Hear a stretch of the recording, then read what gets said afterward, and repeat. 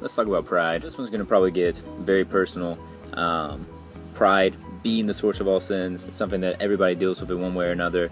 And to be honest, pride has probably been one of the biggest obstacles that I've had to overcome in my life. And it's one of those things that I need to bring before the throne of God every single day. And simply put, pride is basically an unhealthy interest in self. And it's probably one of the major things that distracts us from God's purpose, which His purpose is to focus on Him, and we're not doing that. We're obviously focusing on ourselves. And if you doubt that, think about the things that concern us the most. My job, my family, my health, my friends, my schoolwork, my homework, my happiness, my doubts, my health, my kids' health. Even when we start caring about other people, we're still tainted by that kind of selfishness within our own circles, in our own realm of concern. We focus on ourselves.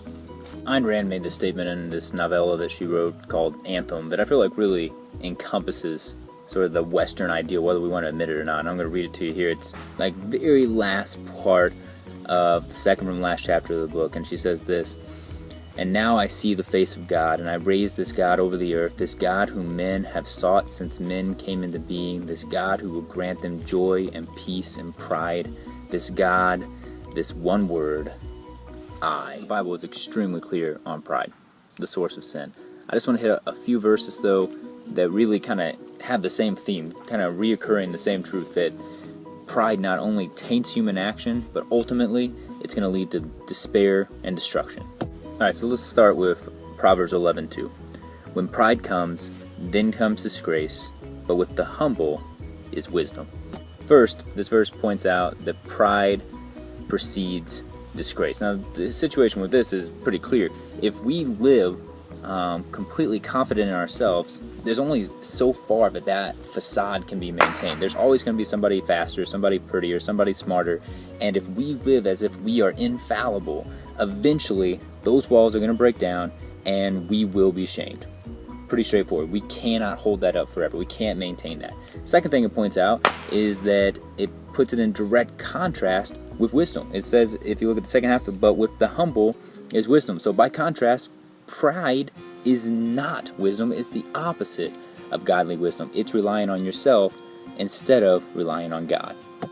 Secondly, let's look at probably the most quoted verse on pride. Proverbs chapter 16, verse 18. "Pride goes before destruction, a haughty spirit before a fall." Like I said, very famous scripture. Unfortunately, it's more frequently ignored than it is quoted. So let's not let our familiarity with this verse create apathy.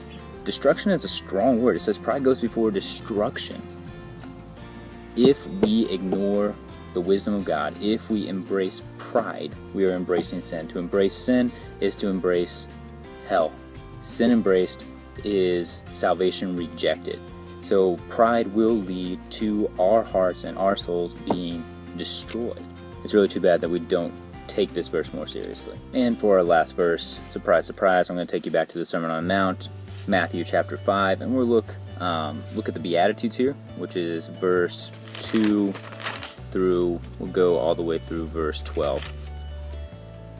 "And he opened his mouth and taught them, saying, Blessed are the poor in spirit, for theirs is the kingdom of heaven. Blessed are those who mourn, for they shall be comforted. Blessed are the meek, for they shall inherit the earth. Blessed are those who hunger and thirst for righteousness, for they shall be satisfied. Blessed are the merciful, for they shall receive mercy.